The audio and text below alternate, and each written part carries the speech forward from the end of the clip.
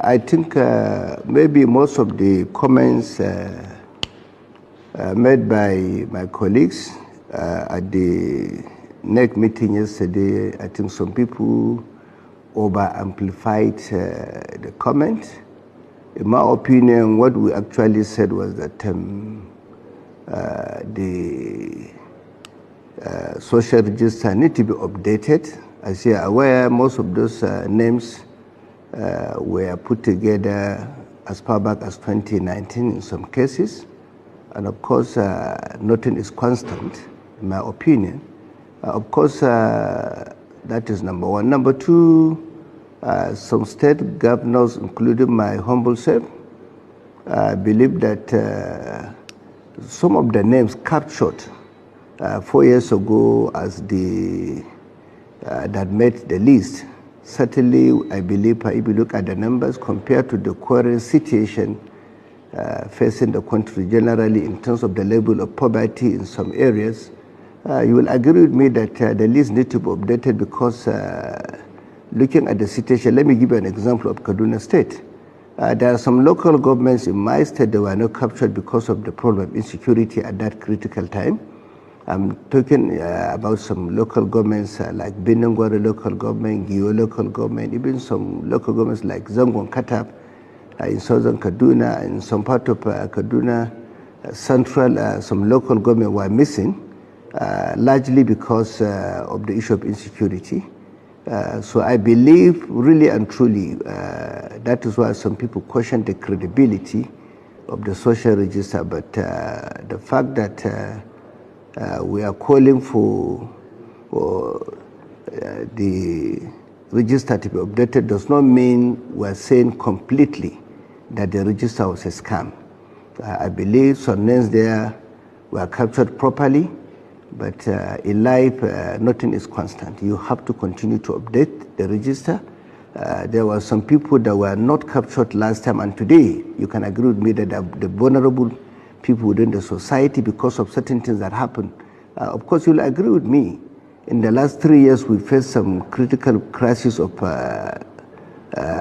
COVID-19 pandemic and many other social crises that happened in our own country. A lot of people lost their businesses completely, and I believe these are the kind of people that needs to be captured.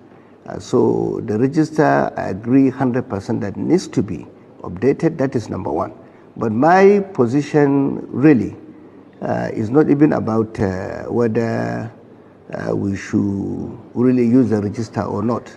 My position has always been the fact that as the former chairman committee on banking, who had a responsibility at that time overseeing the entire financial services sector of our own country, you will agree with me that the statistics at the moment that has been provided by the NDIC, and if you go to Central Bank, you also see the same statistics by the Development Finance Department of Central Bank. You will agree with me that about 70% of the rural population in Northwest are completely financially excluded, are unbanked. So if you want to transfer money to 8 million Nigerians, for instance, and you are telling me that you want the vulnerable people to benefit from the transfers, I will disagree with you completely that if you look at the current statistics, like I said, 70% of the adult age between 18 and above in northern Nigeria, particularly the northwest part of Nigeria, are completely unbanked. So for me, how do you really transfer this kind of money to them? I think a lot of work have to be done. When I was the chairman committee on banking, I encouraged the central bank considering the fact that even during the World Bank IMF meeting in 2021, the position was very clear that government should try as much as possible to capture a lot of people that are unbanked and open accounts for them. And we have not been able to achieve that up to this moment, and I will urge that we need to try as much as possible to open accounts for those that are vulnerable, so that at least whenever we're transferring money, the money will go to the right people. But at this critical time, the problem is that I don't think even the people who are going to transfer the monies to them will even access the money. Hello and welcome to the channel. This is even how some residents of Lagos State have called on the federal government to urgently implement adequate palliative measures to alleviate the present high cost of living experienced by Nigerians. Recently, the fuel pump price rose from an average of 500 naira per litre to 617 naira per litre at petrol stations owned by Nigeria National Petroleum Company Limited and NPCL.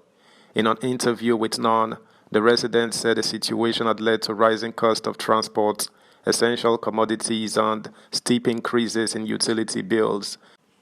They noted that this had left many struggling to make ends meet. Chairman, Association of Nigerian Private Medical Practitioners, Dr. Makinde Akinlemi Bola, said that medical professionals are feeling the weight of the high cost of living, having no choice but to increase their consultation fee.